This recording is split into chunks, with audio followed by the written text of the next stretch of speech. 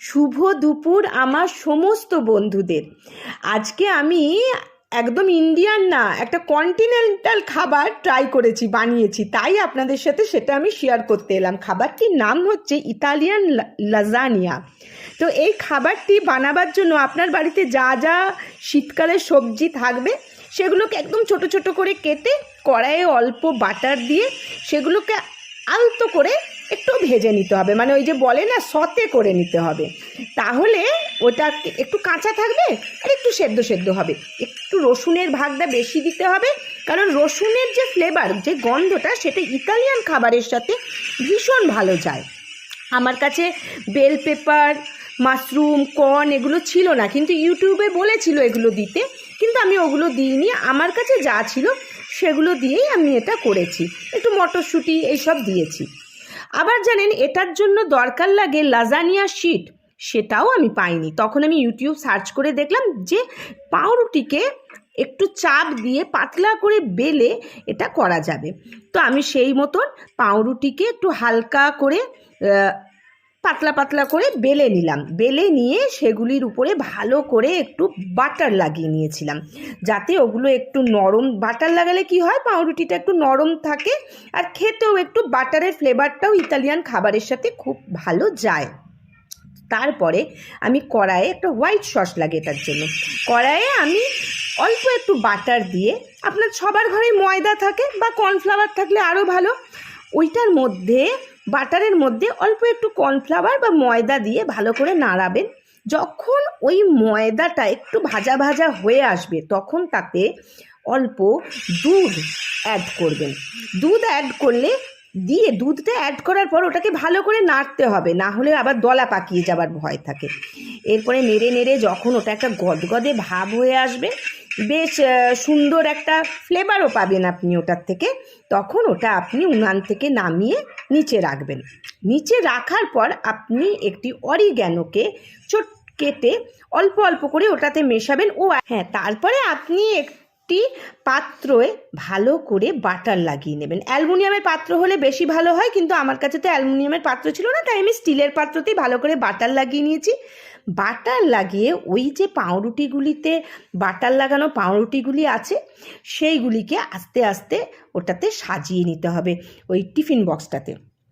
এমনভাবে সাজাবেন যেন টিফিন বক্সের স্টিলের জায়গাটা পুরোটা কভার হয়ে যায়, না হলে এই যে আমরা হোয়াইট সসটা বানিয়েছি সেটা যদি টিফিনের স্টিলের উপরে লেগে যায় তাহলে জিনিসটা ঠিক হবে না, চিটে যেতে পারে, তখন আমাদের ওঠাতে অসুবিধে হবে। তাই এমনভাবে পাউরুটিটাকে ভালো করে, আমার যেমন দেখুন একটু ফাঁকা আছে, সেই জন্য আমি একটি পাউরুটির পিসকে কেটে আবার ভালো করে লাগিয়ে নিলাম, মানে ভালো করে রেখে নিলাম। এরপরে এইটির উপরে ভালো করে রেখে দেওয়ার পরে এটির উপরে আমাকে একটুখানি ক্যাচআপ দিতে হবে। সবার বাড়িতেই টমেটো ক্যাচআপটা ভীষণ অ্যাভেলেবেল থাকে।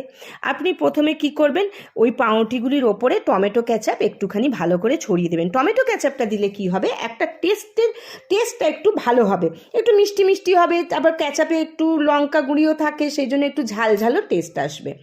ওটা দেওয়ার পরে, ক্যাচআপ দেওয়ার পরে আমরা যে হোয়াইট সসটা বানিয়েছি সেই হোয়াইট সসটাকে একটু বেশি করে দিতে হবে, যাতে গদগদে করে দিতে হবে, যেন বেশ একটা ক্রিমি ভাব আসে। আর যেহেতু হোয়াইট সসের মধ্যে আমরা অরিগ্যানো দিয়েছি, তাহলে এই অরিগ্যানোর ফ্লেভারটাও পুরো ভালোভাবে চারদিকে হয়ে যাবে।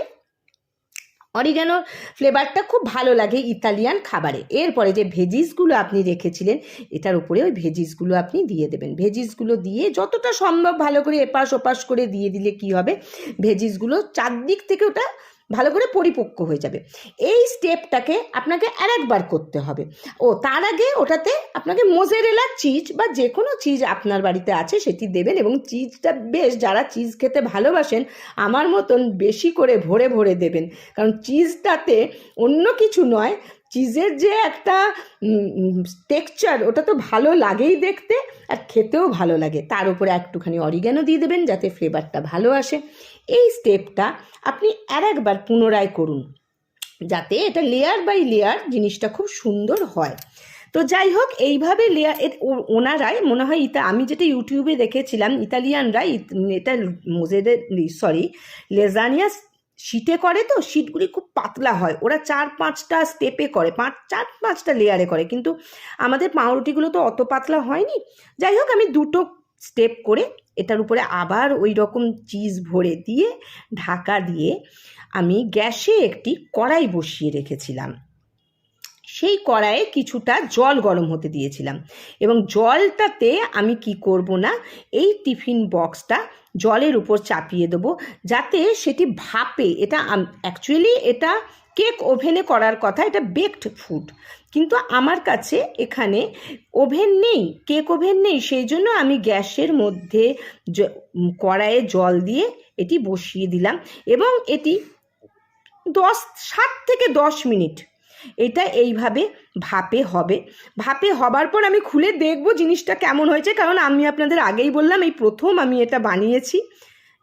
10 মিনিট পর এবার আমি এটা যখন একটু অফ করে রেখে দিয়েছিলাম, একটু ঠান্ডা হবার পরে খুলছি, দেখা যাক। আরে বাস, জাস্ট দেখুন কি দারুণ দেখতে লাগছে, অসাধারণ দেখতে লাগছে, উপরে চিজটা পুরো মেল্ট হয়ে, আরে বাস কি নরম হয়েছে দেখুন, পুরো টেম্পটিং, দারুণ লাগছে দেখতে। জানি না, খেয়ে আমি জানাবো। আরে বাস কি নরম হয়েছে দেখুন, একদম পুরো পরতে পরতে এটা বেরিয়ে যাচ্ছে, অদ্ভুত সুন্দর হয়েছে। যাই হোক, এবার খাবার পালা। দারুণ হয়েছে জানেন, খেয়ে নিয়ে দেখলাম, আপনারা প্লিজ একবার ট্রাই করুন, খুব ভালো।